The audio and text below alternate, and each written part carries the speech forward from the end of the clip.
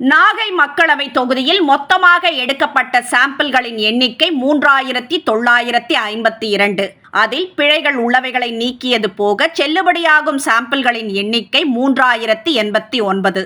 இதில் 2721 பேர் இந்துக்கள், 113 பேர் கிறிஸ்தவர்கள், 251 பேர் இஸ்லாமியர்கள், மொத்தம் 1527 ஆண்களிடமும் 1551 பெண்களிடமும் 11 மூன்றாம் பாலினத்தவர்களிடமும் சர்வே எடுக்கப்பட்டுள்ளது.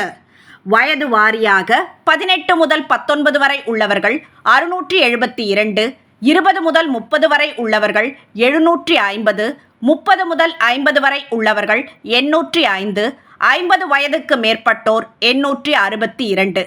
இதில் படித்தவர்கள் 2315, ஓரளவு படித்தவர்கள் 774.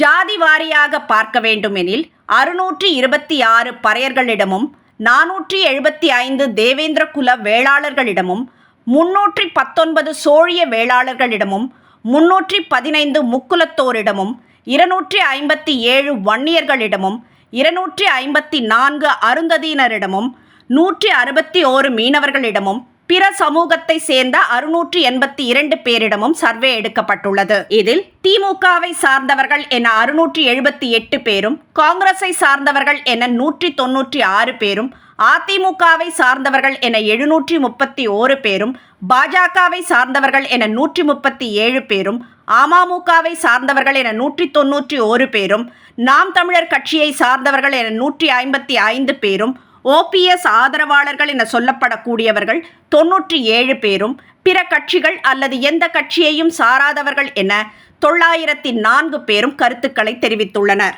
திமுக அரசின் 2.5 ஆண்டு கால செயல்பாடுகளை ஆதரித்து 30% பேரும், எதிர்த்து கிட்டத்தட்ட 58% பேரும் கருத்துக்களை தெரிவித்திருக்கிறார்கள்.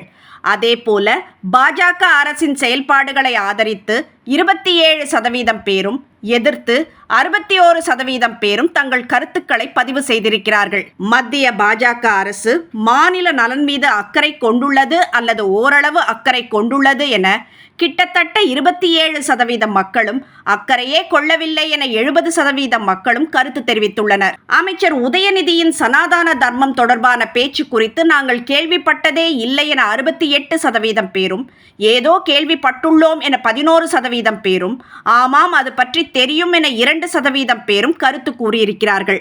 அதே நேரம் சனாதன தர்மம் என்றால் என்னவென்றே தெரியாது என 90% மக்களும், ஓரளவு தெரியும் என 4% மக்களும், நன்கு தெரியும் என 0.25% மக்களும் கருத்து கூறியிருக்கிறார்கள்.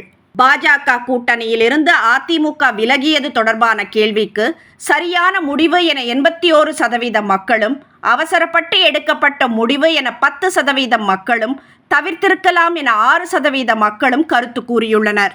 அதே நேரம் மைனாரிட்டி சமூக வாக்குகளை குறிவைத்தே கூட்டணியை அதிமுக உடைத்ததாக சொல்லப்படுவது சரியா என்கிற கேள்விக்கு இல்லை என 94% மக்களும், சொல்ல முடியாது என 1% மக்களும், ஆமாம் என 3% மக்களும் கருத்து கூறியுள்ளனர்.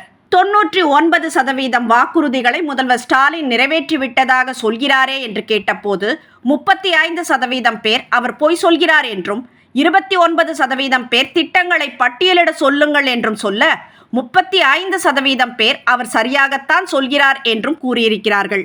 அதேபோல மகளிர் இலவச திட்டங்கள் குறித்தான அமைச்சர்களின் விமர்சனங்கள் குறித்த கேள்விக்கு அமைச்சர்களை கட்டுப்படுத்த முதல்வர் தவறிவிட்டதாக 33% மக்களும், விமர்சனங்கள் தேவையற்றது என 20% மக்களும், நாங்கள் இலவசம் கேட்கவே இல்லை என 26% மக்களும் கருத்து கூறியுள்ளனர்.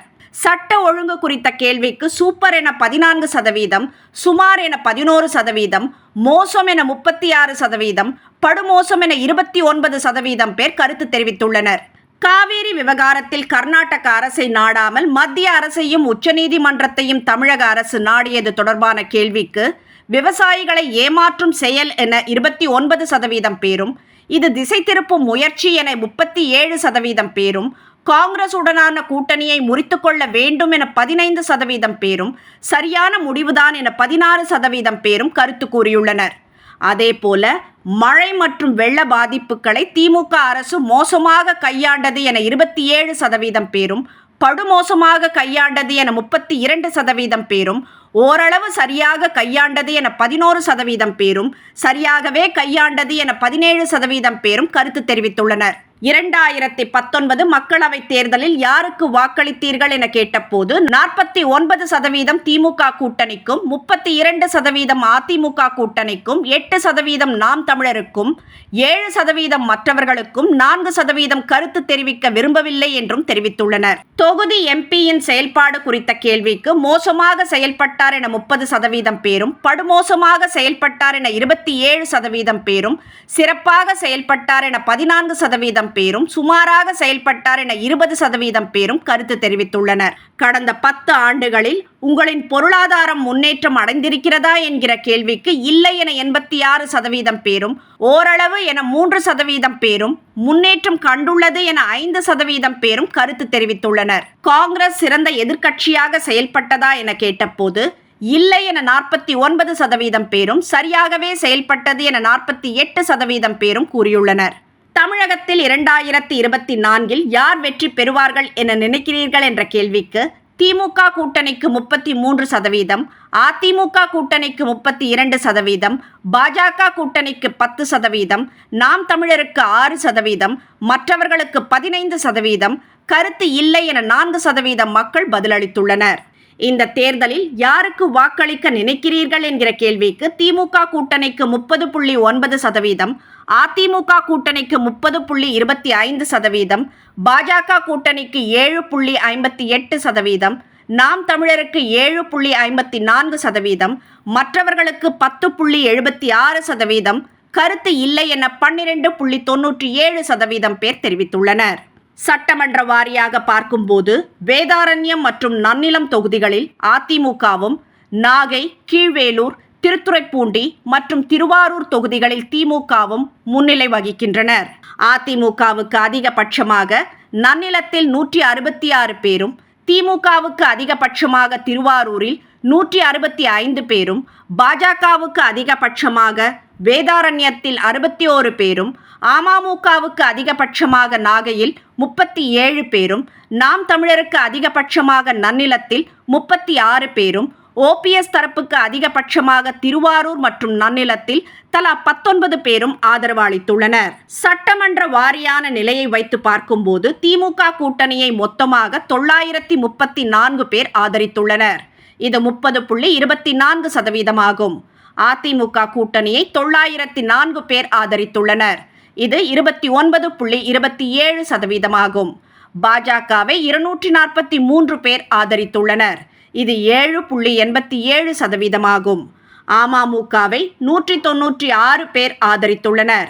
இது 6.35% ஆகும். நாம் தமிழரை 179 பேர் ஆதரித்துள்ளனர். இது 5.79% ஆகும். ஓபிஎஸ் தரப்பை 81 பேர் ஆதரித்துள்ளனர். இது 2.62% ஆகும். மற்றவர்கள் அல்லது கருத்து இல்லை என சொல்பவர்கள் 552 பேர். அவர்களின் சதவீதம் 17.86.